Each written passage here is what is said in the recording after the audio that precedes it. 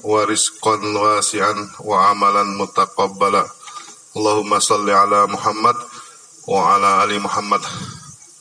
Jamaah salat subuh yang dimuliakan Allah Subhanahu wa taala, bersyukur kita pada Allah di hari yang ke-18 ini. Allah masih memberikan nikmat sehat dan nikmat iman, sehingga kita masih dapat melangkahkan kaki kita ke masjid untuk melaksanakan ibadah sholat subuh dan dilanjutkan dengan kajian subuh. Mudah-mudahan Allah catat ini sebagai amal kebaikan kita semuanya yang akan memberatkan timbangan kebaikan kita nanti menghadap Allah Subhanahu wa ta'ala. Salawat serta salam kita sampaikan pada junjungan kita Nabi besar Muhammad sallallahu alaihi wasallam. Sebelum Ustadz menyampaikan kajiannya, izinkan saya menginformasikan, insya Allah itikaf kita, kalau biasanya malam ke-21, kita akan mulai tahun ini malam ke-20 Pak, karena banyak yang menyarankan kita mulai malam ke-20. Jadi kalau malam ke-20 berarti Selasa dini hari Pak, Selasa dini hari. Silakan yang ingin beritikaf, kita akan mulai dengan Qiyamul Lail jam 3 kurang seperempat lah, plus minus, sampai dengan nanti kita sahur. Jadi kita akan mulai itikaf bagi bapak-bapak yang ingin, baik yang full mau satu hari maupun nanti yang malam hari. Kita akan mulai hari Selasa dini hari untuk Qiyamul Lailnya. Nanti setiap subuh hari Selasa sampai dengan nanti takbiran hari terakhir itu akan ada kuliah subuh setiap subuhnya, sehingga nilai waktu kita dari subuh sampai dengan waktu syuruk ini menjadi amal ibadah yang luar biasa. Kalau kata Nabi, seperti ibadah, pahalanya ibadah umroh dan haji gitu ya Pak. Jadi silakan bapak-bapak yang ingin beritikaf. Lalu juga kami membuka kesempatan ke yang mau berinfak untuk itikaf, baik uang maupun bahan makanan, silakan saja Pak disampaikan ke kami gitu ya, kita dari kita untuk kita. Silakan yang ingin bersahur bersama, nanti kita sahur bersama Pak untuk itikafnya. Lalu yang kedua, insya Allah nanti pagi ini kita akan mengadakan pesantren kirat remaja. Kalau kemarin anak-anak alhamdulillah 105 orang, cuman ini remaja memang agak susah, jadi baru terdaftar sekitar 40-an Pak. Jadi mudah-mudahan ya, kalau bapak-bapak dan jamaah sekalian, ya mudah-mudahan dengan doanya lah ya Pak, dengan doanya mudah-mudahan anak-anak kita, remaja kita ini, penerus kita untuk mengurus masjid ini, ya dengan doa bapak dan ibu sekalian mudah-mudahan diberi kekuatan, keistiqomahan gitu untuk tetap menegakkan agama Allah Subhanahu wa taala. Lalu yang akan menyampaikan kuliah subuh pada pagi hari ini adalah Ustadz Suparto. Kalau ngelihat dari halaman website UIN Syarif Hidayatullah, nama beliau itu Suparto SAG MED PhD Pak. Jadi beliau adalah dosen di Fakultas Dakwah dan Ilmu Komunikasi UIN Jakarta. Jadi beliau nggak ada Pak Rahman ya, Pak Rahman beliau asli Tegal Pak, jadi sama dengan kampungnya Pak Haji Rahman. Lalu S1-nya di IAIN Wali Songo, lalu S2 itu di Flinders Australia, lalu PhD-nya di Monash, Universitas Monash Australia. Ya mudah-mudahan dengan ilmu beliau kita dapat mengambil hikmahnya, mengambil pelajarannya. Mungkin itu saja Pak. Silakan pada Ustadz Suparto, waktu dan tempat kami persilakan. Assalamualaikum warahmatullahi wabarakatuh.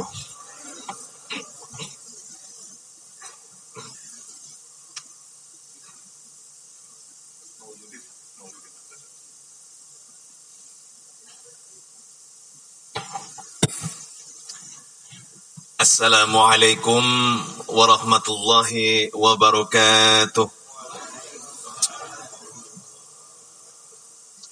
Alhamdulillah, alhamdulillahilladzi hadana lihada wa ma kunna linahtadiya laula an hadana Allah.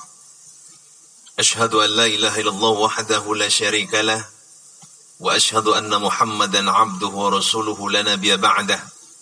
Allahumma salli wa sallim ala Muhammad ibn Abdillah wa ala alihi wa ashabihi wa man tabi'ahu bi ihsanin ila yaumil qiyamah. Amma ba'd.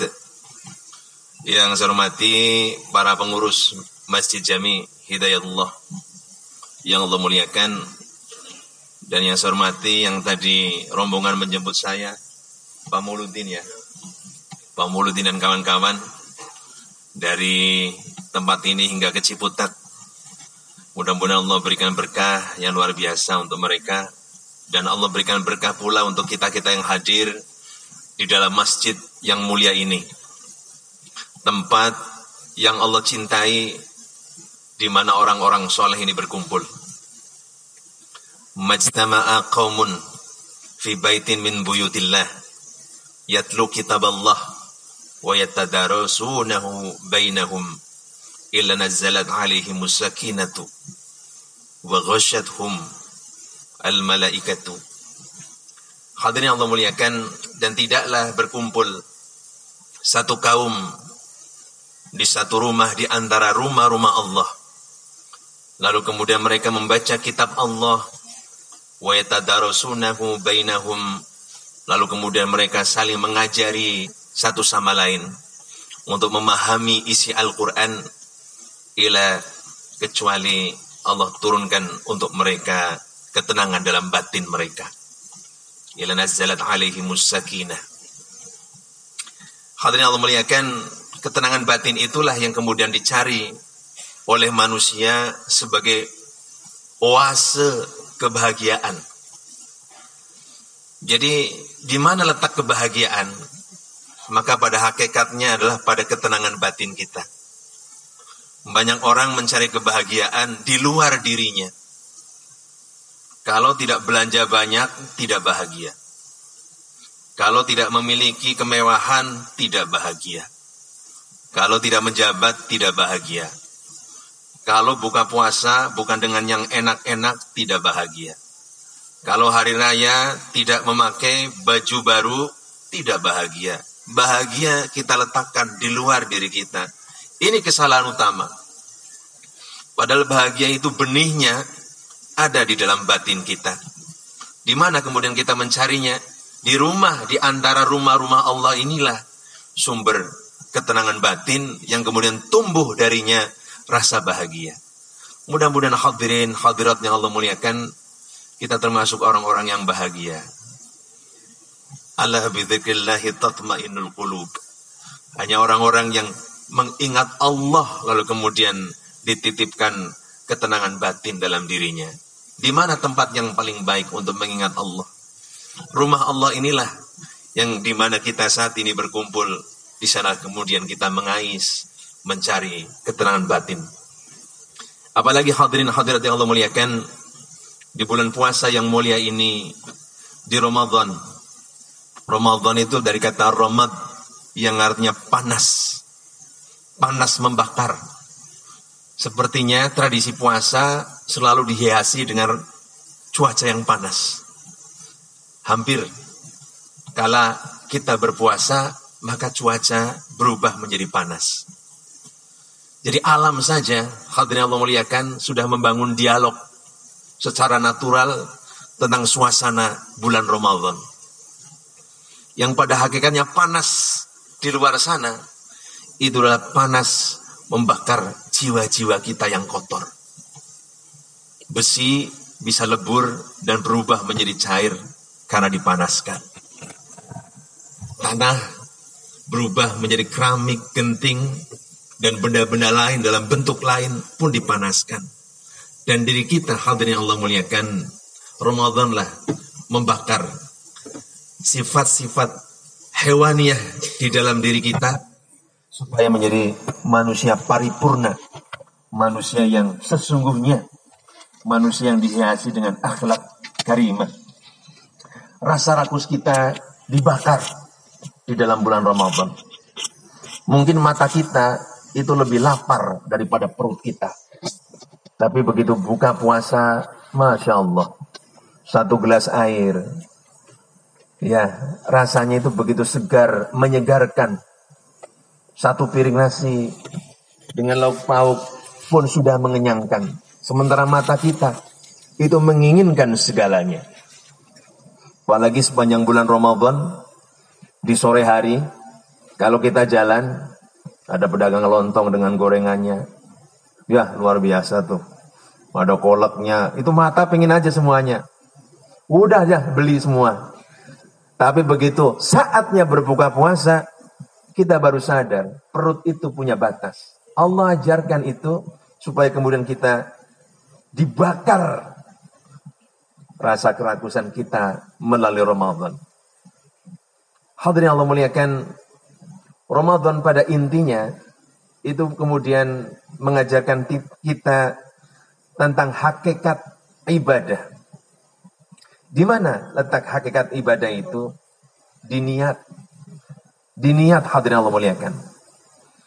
Karena puasa ini adalah ibadah yang tidak dapat dipamer-pamerkan. Berbeda dengan ibadah yang lainnya. Orang baca Al-Quran bisa pamer suaranya. Diindah-indahkan. Orang mau umroh bisa undang tetangga kanan kiri satu kampung datang untuk selamatan. Pulang pakai peci, baju putih, sorban hijau. Udah tuh kelihatan alimnya. Bisa dipamerkan. Ibadah sholat bisa kita pamerkan.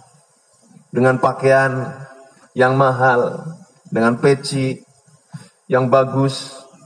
Kita jalan dengan penuh percaya diri. Lalu kita bagus-baguskan gerakan sholat kita. Bisa kita pamerkan. Tapi siapa yang bisa memamerkan puasa ini? Hadirin Allah muliakan. Yang tahu kualitas atau mutu puasa kita hanya diri kita dengan Allah Subhanahu wa taala. Ini intisari. Ketika kita mengalami puasa, pada hakikatnya adalah kita memperbarui niat kita. Karena inti dibungkus apapun, Allah akan melihat niat kita. Orang bisa saja sholatnya sama, gerakannya sama, tapi gara-gara beda niatnya, maka takaran ganjarannya pun berbeda. Contoh, orang haji, gerakannya sama. Datang, tawaf, kudum, lalu sholat di belakang Hijri Ismail. Kemudian setelah itu ada sa'i, ya. Setelah sa'i kemudian ada tahallul. Habis itu kemudian ke Mina, ke Muzdalifah, ke Arafah. Selesai kemudian lempar jumrah, balik lagi ke Mekah. Gerakannya sama. Tapi di antara para haji-haji ini mungkin sedikit sekali yang mabrur. Tergantung niatnya. Ada orang berangkat haji karena penasaran bentuk Ka'bah kayak apa sih? Karena nawaitunya penasaran dengan bentuk Ka'bah, maka begitu sampai sana ngelihatnya sudah selesai. Kesenangannya udah hilang. Oh, kayak gini doang. Ada juga yang terprovokasi tetangganya, haji itu nikmat. Di sana emas murah, bagus-bagus lagi dibanding di sini. Penasaran juga. Maka kemudian ke sana dan dapatlah apa yang ia inginkan. Makanya hadirin Allah muliakan, puasa ini membawa kita untuk merangkum, mengumpulkan segenap niat untuk dikembalikan kepada Allah Subhanahu wa taala. Dalam sebuah hadis Rasulullah sallallahu alaihi wasallam mengisahkan tentang 3 manusia yang diundang oleh Allah pada yaumul hisab. Mereka adalah seorang syahid. Yang kedua adalah seorang alim dan qari. Yang ketiga adalah seorang dermawan. Yang pertama yang syahid, lalu kemudian diperlihatkan nikmatnya, maka dia akui nikmat yang luar biasa di hadapan matanya. Lalu kemudian Allah bertanya, apa yang telah engkau perbuat wahai fulan bin fulan? Aku mati syahid karena membela agama Allah. Aku berperang di jalan Allah. Lalu Allah katakan, bohong. Bohong apa yang kau katakan. Kau itu berperang bukan karena di jalanku. Kau berperang karena ingin disebut pahlawan. Allah maha melihat niat sebagai intisari dari ibadah kita. Maka kemudian Allah perintahkan malaikat untuk menyeret si syahid dalam tanda kutip ini ke dalam perut neraka. Lalu dipanggillah si alim dan si qari. Diperlihatkanlah dia dengan nikmat yang akan dia dapatkan. Lalu bersenang hati dia. Lalu bertanya Allah, apa yang kau buat wahai fulan bin fulan selama hidup? Aku belajar. Banyak sekali ilmu yang aku pelajari. Dan aku membaca Al-Quran. Mengapa kau lakukan itu? Aku belajar karenamu ya Allah. Aku membaca Al-Quran juga karenamu. Lalu Allah katakan, bohong. Kau belajar karena ingin disebut alim. Dan kau baca Al-Quran karena ingin disebut qari. Maka kemudian Allah perintahkan malaikat untuk menyeretnya dan dilempar ke dalam perut neraka. Yang terakhir kemudian si orang dermawan diperlihatkan nikmat yang luar biasa di hadapannya dan dia mengakui nikmat itu dengan senang hati. Lalu ditanya oleh Allah, apa yang kau lakukan selama hidup di dunia wahai fulan bin fulan? Aku bersedekah, aku berzakat. Kenapa? Karena aku ingin mencari ridhamu. Bohong, kata Allah. Kau bersedekah, kau berzakat karena engkau ingin disebut dengan jawadun, orang yang murah hati. Maka niatmu itulah kemudian, wahai malaikat, seret dia dan lempar lagi ke perut neraka. Hadirin Allah muliakan, ini satu ilustrasi bahwasanya kelak ketika kita sudah berhadapan dengan Allah Subhanahu wa taala pada hari keadilan, di mana tidak ada keadilan seadil-adilnya kecuali keadilan Allah, maka intisari niat itulah yang kemudian menjadi modal utama sukses dan tidaknya ketika kita berpulang ke haribaan Allah Subhanahu wa taala. Mungkin ketika di dunia ini, hadirin Allah muliakan, keadilan itu barang mahal. Maling sandal bisa digebukin lalu masuk penjara 3 bulan. Seorang nenek yang kelaparan lalu mengambil buah sawit lalu kemudian dipenjara sampai 5 bulan. Sementara mereka yang menggerogoti uang rakyat, yang kemudian bersenang-senang di atas penderitaan rakyat pun tidak tersentuh oleh rasa keadilan. Hanya Allah, hadirin Allah muliakan, yang kemudian akan memberikan keadilan seadil-adilnya. Mungkin manusia bisa terlena di muka bumi ini, tetapi nanti ketika berpulang di saat sakaratul maut, makanya di Quran disebutkan, Rabbi laula akhartani ila ajalin qaribin fa asaddaqa wa akum minas salihin. Ya Allah, ya Tuanku, tunggulah barang sejenak. Jangan kau ambil aku sekarang. Fa asaddaqa wa akum minas salihin, maka aku akan bersedekah dan aku menjadi orang saleh. Ini jeritan orang-orang sakaratul maut ketika Allah perlihatkan kesengsaraan abadi setelah kesengsaraan di dunia yang sementara ini. Adalah mereka menjerit, bukan pengen sholat, bukan pengen haji, bukan pengen umrah. Fa'asaddaq, aku ingin bersedekah. Wa akum minas salihin, dan aku ingin menjadi orang baik. Hadirin Allah muliakan, momentum Ramadan inilah momentum kita menjadi orang baik dengan memperbarui niat kita. Niat lillahi ta'ala, satu karya yang tidak bisa dipamer-pamerkan, yaitu puasa. Kualitas puasa lah yang kemudian bisa membangun diri kita sebaik-baiknya.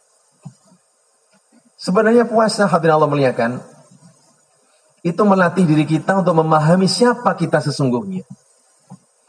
Kalau kita betul-betul orang yang selalu tergesa-gesa, maka kita jadi kenal diri kita yang suka gerusa-gerusu dan tergesa-gesa.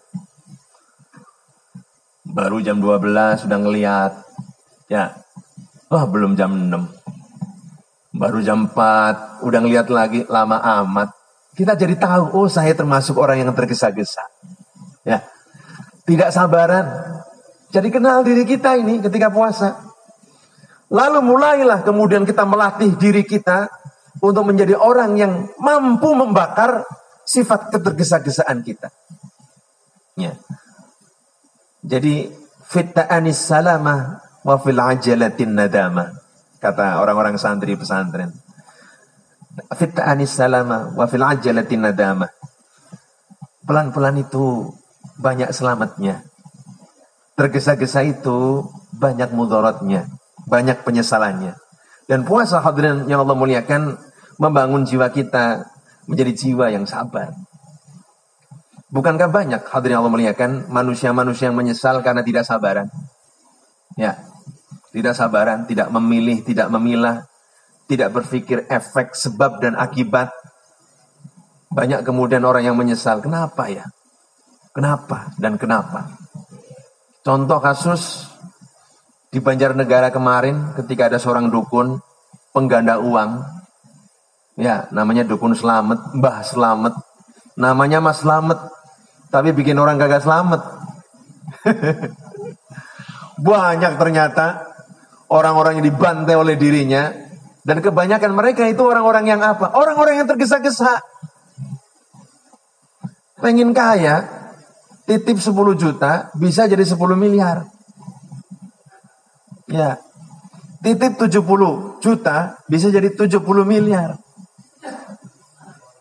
Di dunia yang modern dengan rasionalitas yang begitu tinggi, masih saja ada orang yang mempercayai hal-hal seperti itu. Perdukunan dengan menggandakan uang supaya kaya begitu cepat. Hadirin Allah muliakan. Banyak di antara kita cemburu dengan orang lain. Hasud, dengki, iri hati yang tumbuh dalam diri kita. Itu diakibatkan karena sifat ketergesa-gesaan kita. Ada seorang siswa yang begitu jengkel sama kawannya karena kawannya pintar. Tapi dia tidak mau melihat kepintaran kawannya itu karena dia bangun pagi, baca buku, dikala orang sepi dan tidur. Itu dia tidak lihat itu. Ada tetangga yang kemudian panas.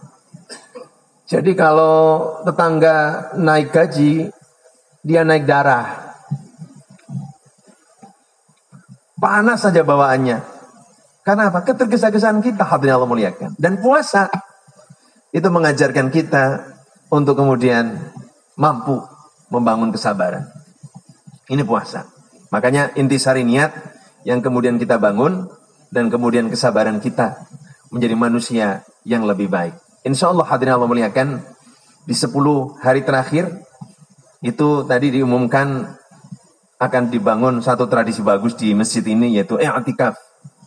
I'tikaf itu tradisi Rasulullah SAW untuk tinggal di masjid. Rasulullah tidak pulang. Cuma kalau i'tikaf modern benar-benar pulang.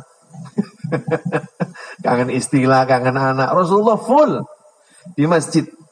Makanya mandinya di masjid, apa hajat pun di masjid. Sampai Aisyah kemudian mengantarkan ganti pakaiannya, makanannya pada Rasulullah SAW.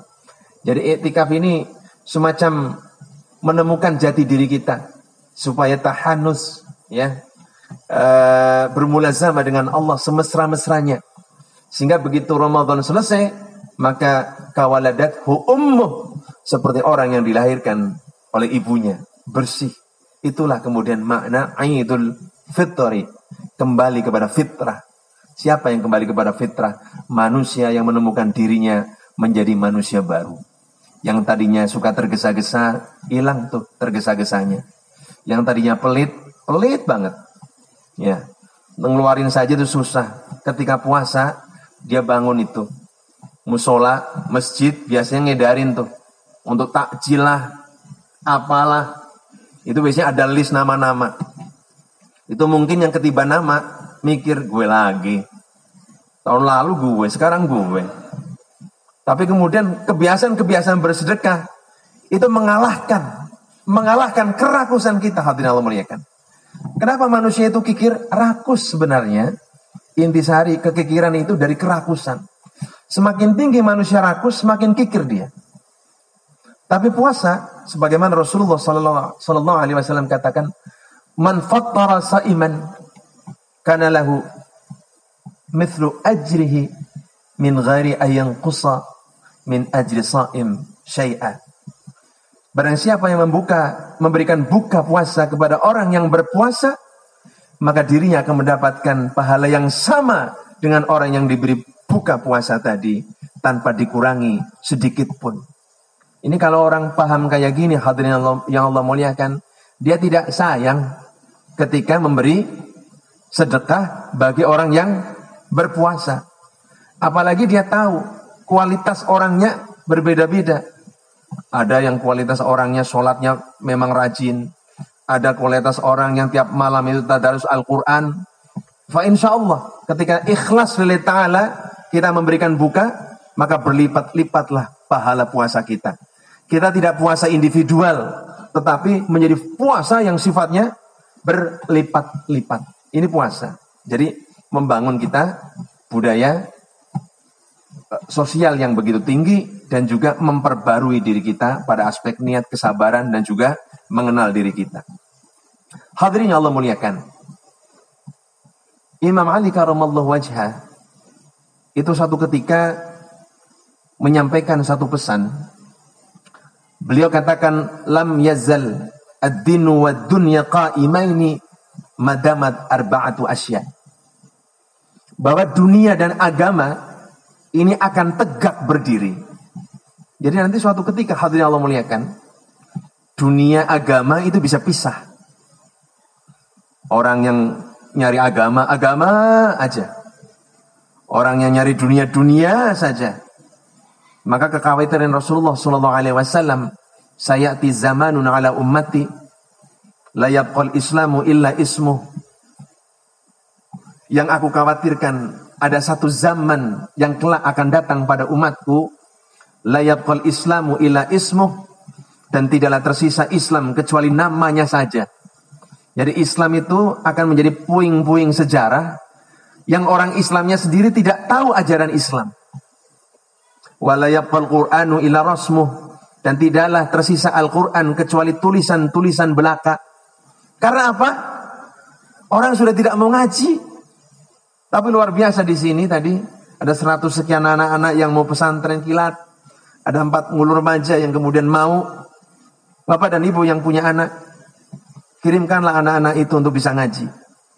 Karena ada satu zaman di mana orang tua yang sakaratul maut itu kebingungan keluarganya untuk mencari orang yang mampu memberi ketenangan batin pada saat kebingungan sakarat.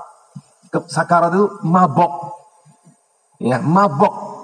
Jadi orang pada saat mabok itu bingungnya luar biasa, dan yang bisa menenangkan adalah bacaan Al-Quran. Bingung karena satu pun di antara keluarganya tidak bisa membaca Al-Quran. Tidak ada yang kemudian mengantarkan kalimat tauhid, la ilaha illallah. Ini generasi-generasi baru, Bapak dan Ibu yang Allah muliakan, untuk bisa disiapkan untuk menjadi orang-orang soleh. Karena ada kekhawatiran Rasulullah, la yabqal Qur'anu illa rasmuh, dan tidaklah tersisa Al-Quran kecuali tulisan-tulisan saja. Kalau pas acara nikah, luar biasa.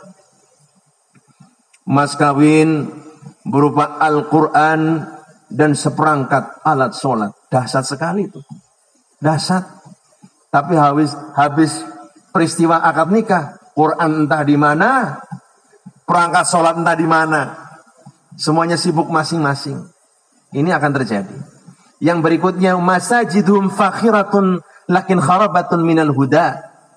Masjid-masjid pada saat itu adalah mewah-mewah luar biasa. Lakin kharabatun minal huda, tetapi sepi daripada hidayah. Masjid sepi dari hidayah itu kenapa? Itu tadi, jamaahnya sudah tidak ada. Konflik horizontal semakin tinggi. Wa fuqaha'u dzalika zaman syarrul fuqaha. Cendekiawan-cendekiawan pada masa itu adalah seburuk-buruk cendekiawan yang keluar dari mulut mereka. Kharajat minhumul fitnatu wa ta'udu ilaihim, yang keluar dari mulut mereka kebohongan-kebohongan belaka yang kemudian menampar muka mereka sendiri. Jadi hoax itu bukan dari orang bodoh. Hoax dari para cendekiawan. Jadi perpecahan bukan dari orang bodoh. Perpecahan dihembuskan oleh orang-orang pintar. Maka pada masa itu orang-orang pintar, ulamanya ikut-ikutan menghembus-hembusan konflik. Ya, ulama yang afiliasi organisasi A menjelek-jelekan ulama organisasi B. Organisasi B jelek-jelekan ulama organisasi A. Terus begitu. Karena sama-sama mereka mencari dunia sebagai ladang. Ini memuliakan, ini ilustrasi ketika Imam Ali karamallahu wajhah itu menyampaikan bahwa dunia dan agama itu akan menyatu dan tegak bersama-sama selama ada 4 golongan manusia yang mau menopangnya. Siapa mereka? Madamal aghniya'u la yabkhuluna bimakhwilu. Yang pertama adalah orang-orang kaya yang tidak kikir dari apa yang mereka simpan. Jadi alhamdulillah, masjid ini berdiri karena apa? Ada orang-orang kaya yang mau bersedekah. Lalu semarak Ramadan itu begitu terasa. Karena apa?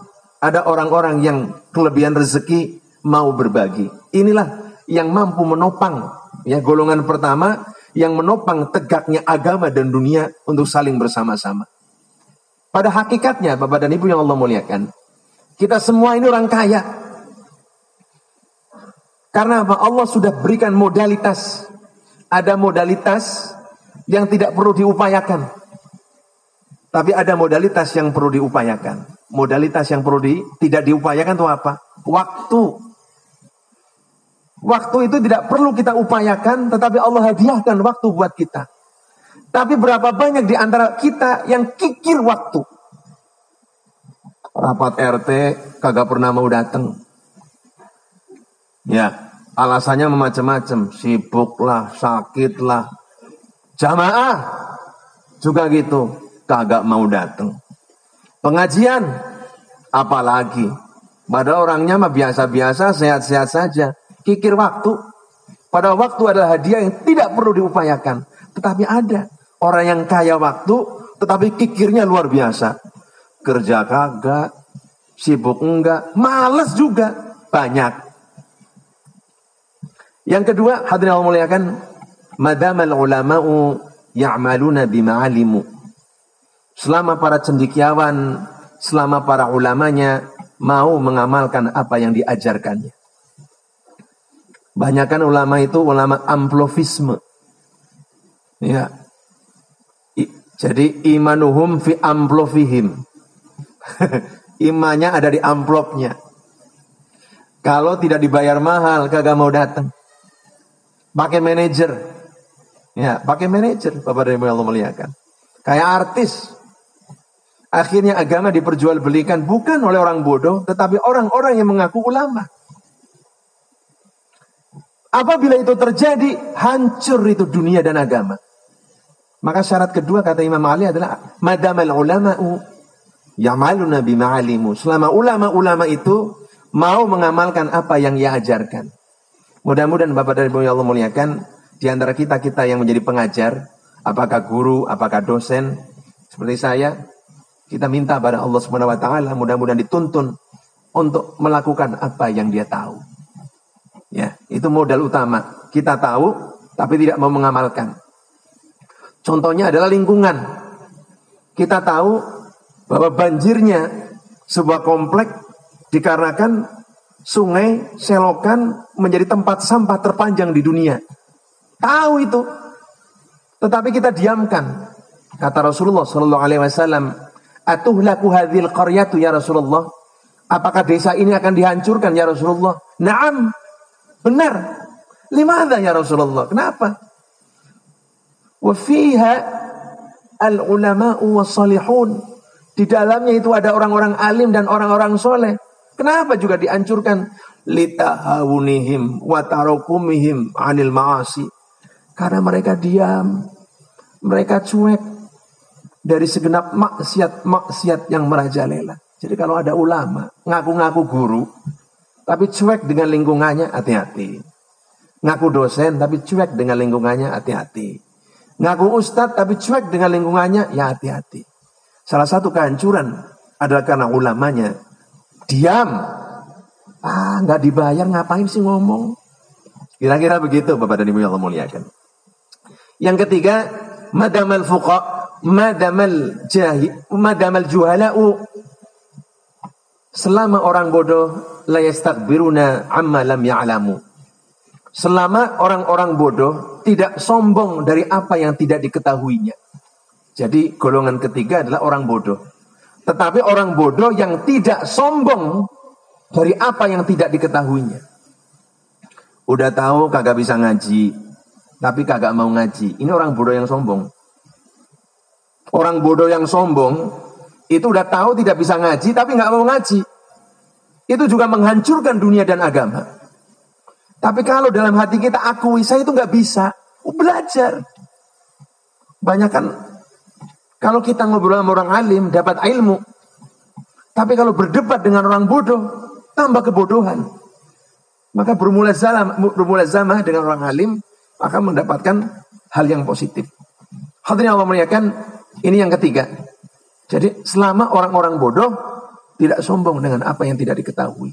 Yang keempat adalah madamal fuqara'u la yabi'una akhiratahum lidunyahum. Selama orang-orang fakir itu tidak mau jual agamanya untuk kepentingan dunianya. Jadi kefakiran itu mendekatkan kepada kekufuran. Tetapi selama orang fakir itu tidak menjual agama untuk kepentingan dunia, maka tegaklah. Begini Bapak dan Ibu yang Allah muliakan. Orang-orang fakir ini ketika ngelihat nasi bungkus dibagi-bagi, senangnya minta ampun. Yuk, kampanye yuk. Yuk, demo yuk. Padahal dia tidak tahu apa yang dikampanyekan, apa yang didemokan. Yang penting ikut aja, dapat nasi bungkus mau. Dapat kaos loh. Kaos gue mau, tapi syaratnya ikut sesuatu yang tidak dia ketahuinya. Banyak Bapak dan Ibu yang muliakan. Makanya adalah bagaimana kemudian masjid ini jadi tempat tarbiyatul mujtama, tempat pendidikan bermasyarakat. Itu saja dari saya. Mudah-mudahan bermanfaat Bapak dan Ibu yang muliakan. Dan mudah-mudahan puasa kita bisa melahirkan kita menjadi orang-orang baru, orang-orang yang Allah cintai, orang-orang yang Allah kasih. Wa na'fu minkum. Terima kasih. Assalamualaikum warahmatullahi wabarakatuh.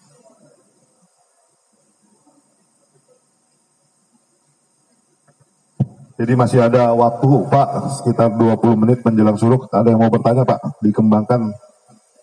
Ya Pak Idris. Baik Pak Idris, nanti mungkin ada lagi ya Pak ya. Assalamualaikum warahmatullahi wabarakatuh. Nama saya Muhammad Idris Paula dari Bugis. Pak Ustadz, apa bedanya ceramah dengan kajian? Gimana bedanya Pak Ustadz? Apa itu ceramah hanya mendengarkan doa, kalau kajian dikupas terus, cerna. Wah ini begini. Bedanya bagaimana Pak Ustadz? Gimana bedanya Pak Ustadz? Terima kasih. Assalamualaikum. Waalaikumsalam warahmatullahi wabarakatuh. Pak Maman, satu lagi Pak. Ada lagi.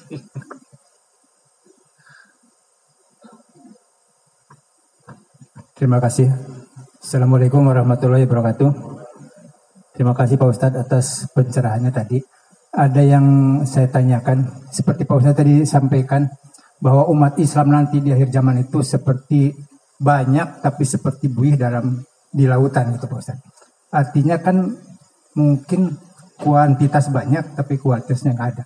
Itu kenapa bisa sampai begitu Pak? Padahal ajaran agama Islam itu kan kita yakini katanya sudah sempurna, sudah memberikan rahmatan lil alamin kepada seluruh umat. Tapi kenapa di akhir zaman terjadi hal-hal seperti begitu Pak Ustadz? Terima kasih. Assalamualaikum warahmatullahi wabarakatuh. Terima kasih.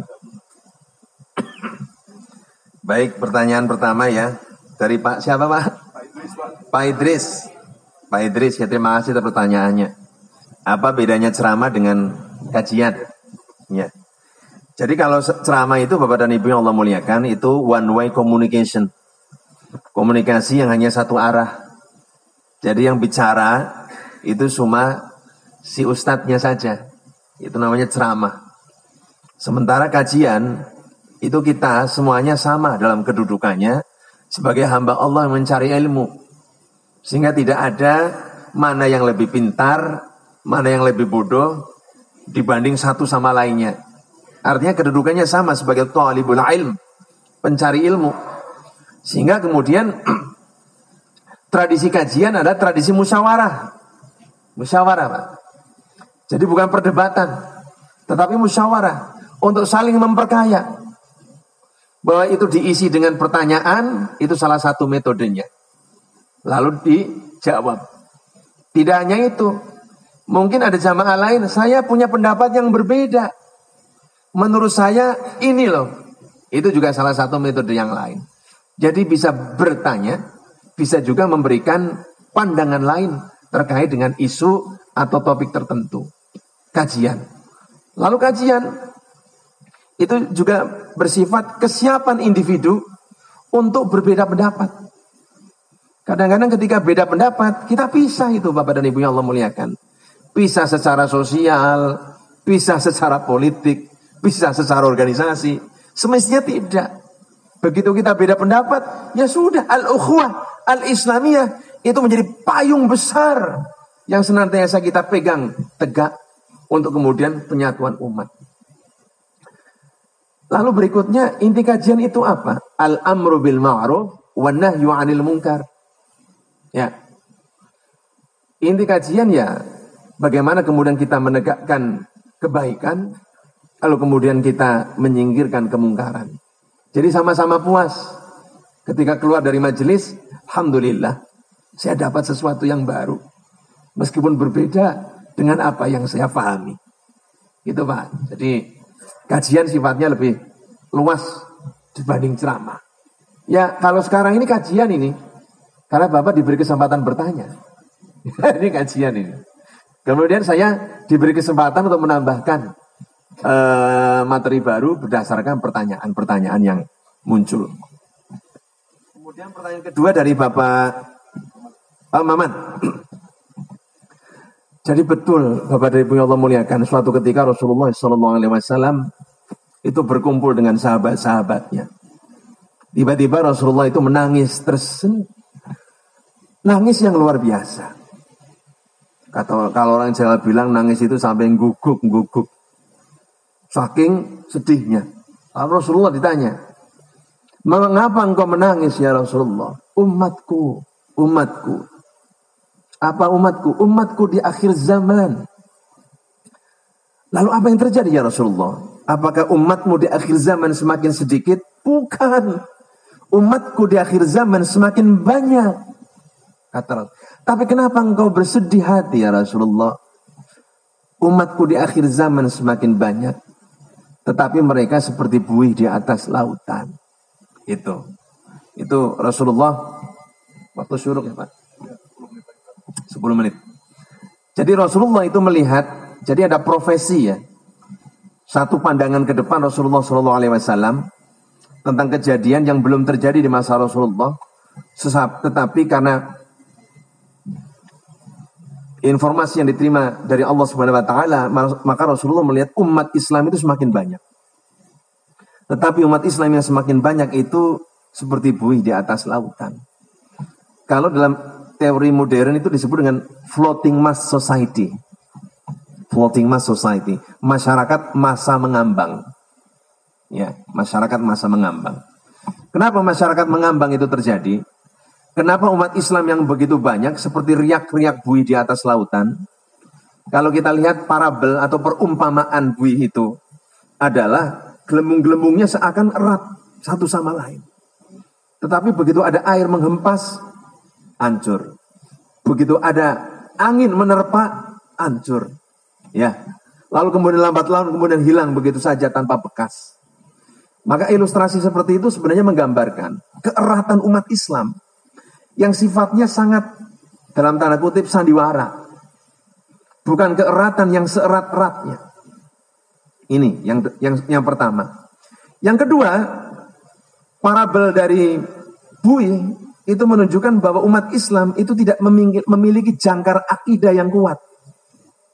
Jangkar akidah yang kuat. Sehingga gampang dia dibawa oleh pemikiran modernisasi yang merusak umat, pendangkalan akidah, ya, atau pemikiran modern yang menurutnya bagus, tetapi sesungguhnya itu melencengkan dirinya dari Allah Subhanahu wa taala. Contohnya sekarang ada artificial intelligence.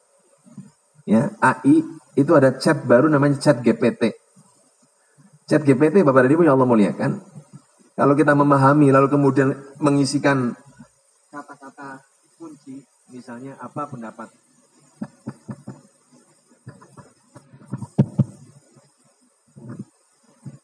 bagaimana pendapat Anda tentang LGBT?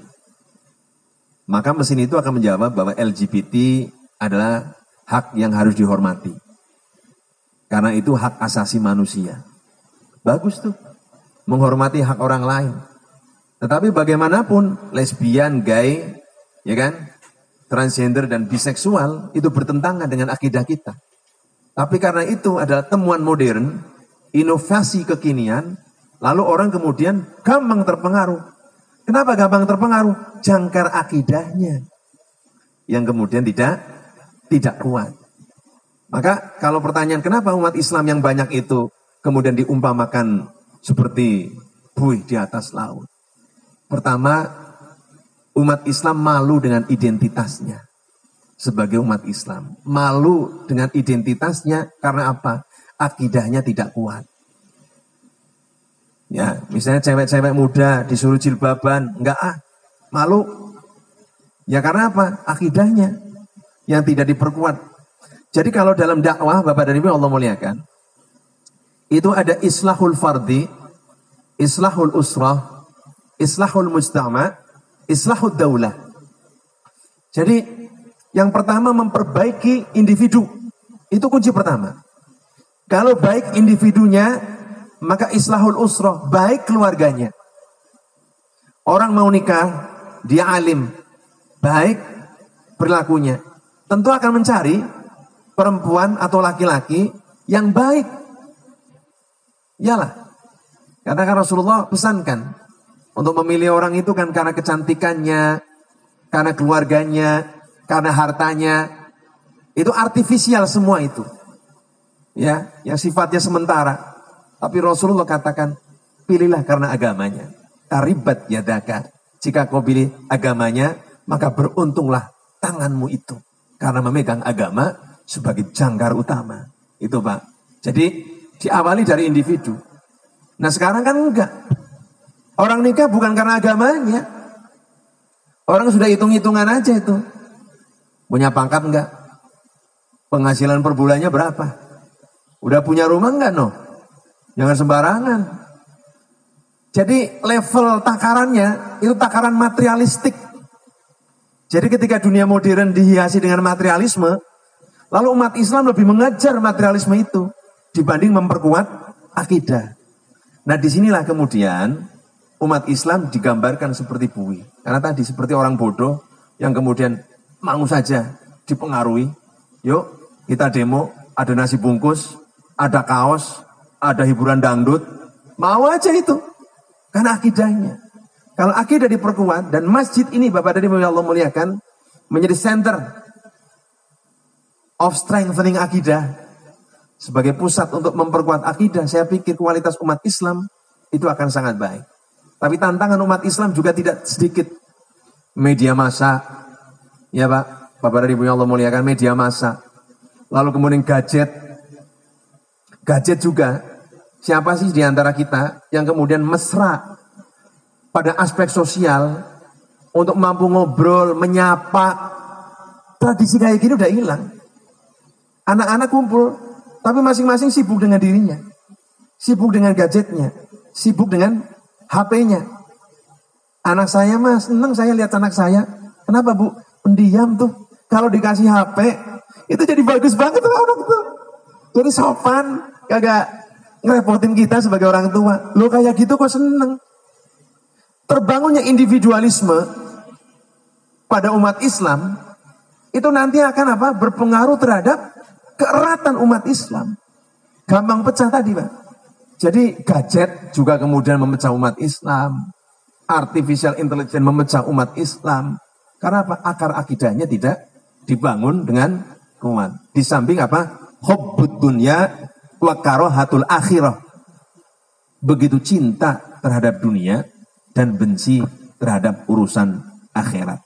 Berapa banyak sih Bapak dan Ibu yang Allah muliakan marbot atau takmir masjid kerepotan gara-gara urusan speaker. Speaker madhab sana ada yang komplain, speaker jangan berada sini dong, nggak gua amat sih, ganti lagi madhab utara. Ada lagi yang komplain. Susah ini. Karena apa? Kalau akidah kuat, dengerin adzan itu menjadi rahmat. Ya Allah, saya masih diingatkan ya. Saya masih punya kuping yang bagus ya Allah. Ya, 5 waktu saya diingatkan merupakan rahmat yang luar biasa. Tapi berapa banyak di antara kita yang punya kesenangan seperti itu? Makanya Bapak dan Ibu yang Allah muliakan, kalau kita mengklaim cinta Allah, maka kata Rasulullah SAW, itu salah satu min alamatil mahabbah. Jadi ada 3 ciri khusus orang yang memiliki mahabbah. Jadi akidah itu Bapak dan Ibu yang Allah muliakan, tidak mungkin kita bangun sedemikian rupa kecuali kita punya mahabbah, punya rasa suka. Maka kun aliman, jadilah orang alim, au muta'alliman, atau yang mau belajar, au muhibban, atau orang yang mencintai. Jadi modal awal suka saja dulu. Contoh, di masjid banyak makanan, nggak apa-apa Pak. Yang penting orang mau main ke masjid dulu. Bapak dan Ibu Allah muliakan, dalam sejarah awal umat Islam, Rasulullah berdakwah. Ini melalui makanan. Jadi ketika Rasulullah menerima wahyu fasda', maka sebarkanlah perintah Tuhan itu, ya. Maka kemudian fasda' bima tu'maru wa'rid 'anil jahilin.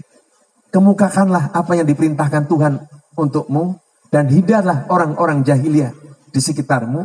Maka Rasulullah itu undang Bani Abdul Muthalib untuk hadir di rumah Rasulullah SAW. Ada yang mengatakan 10 orang yang hadir di antara mereka. Ada yang mengatakan 30 orang. Lalu Rasulullah sediakan sop kambing yang begitu lezat. Maka 10 orang ini kemudian makan bareng-bareng. Setelah kenyang, makan, baru Rasulullah sampaikan. Atau diutus Allah sebagai Nabi dan Rasul. Siapa di antara kalian yang mau berbaiat agar selamat dunia dan akhirat? Semuanya diam. Yang berdiri cuma anak muda yang namanya Ali bin Abi Thalib. Itu orang pertama yang kemudian mau berbaiat. Duduklah kamu, karena masih kecil. Duduk lagi Ali.